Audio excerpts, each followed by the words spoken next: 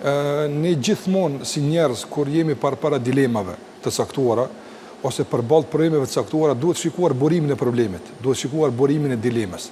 Dhe për aq sa është i sinqert ky burim, për aq ne e kuptojmë seriozisht dilemën dhe mundohemi që ta trajtojmë. Për aq sa është armiqësor burimi, për aq është edhe i paqëndrueshëm, domethënë e paqëndrueshme dilema.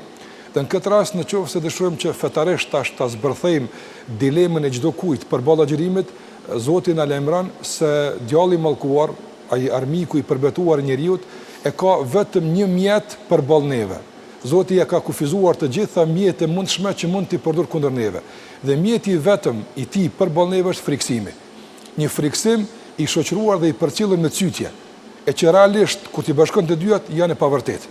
Prandaj njeriu duhet t'i largon këto trillime, këto imagjinata dhe t'i bindet Zotit shumë më tepër se armikut e tij. Për këtë arsye, edhe Zoti i Madhnuar kur na fton për të agjëruar, fillimisht për gjatë urnit për agjërim, thotë nuk jeni të vetmit.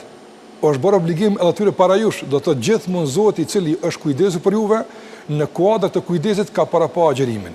Dhe gjithashtu në fund Zoti stimulon thotë la'allakum tattaqun. Dhe fundi dhe bilanci përfundimtar i këtij agjërimi është për të mirën e juaj, që ju të bëni më të devotshëm, të fisnikroheni, që ju të pastroheni, ju të rregulloheni, dhe nëse në total i merr këto rezultate dhe këtë bilans, kujt i pengon më shumë të ky bilans? I pengon atij i cili realisht para se të futemi në obligim po na shkakton dilema.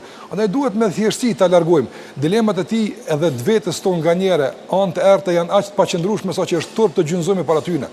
Është turp njeriu me gjithë potencialin e fuqishëm, domthonë edhe të besimit, edhe të arsyes, edhe të logjikës, Zoti e ka fuqizuar me to, të dorëzohet dhe të dorëzon armët e tij, po them kështu kushtimisht, përballë dikujt që fara nuk ka armë, është i fshehur pas në perde dhe tërë çfarë ka është zëri i tij, i cili përmes tij don të na frikson, na fut dilema. Andaj mendoj që duhet një trimni dhe guxim që e kemi dhe një bindje në Zotin për të vazhduar më tutje. Mirë, lejo të të shtoj pak diçka. Sa i përket ndikimit shëndetësor të agjërimit, lejoni të them se ajo është efekt anësor i agjërimit. Përndryshe qëllimi kryesor dihet i agjërimit. Po efektet anësore të agjërimit janë ato të mirat shëndetësore që i përfiton agjëruesi. Pra,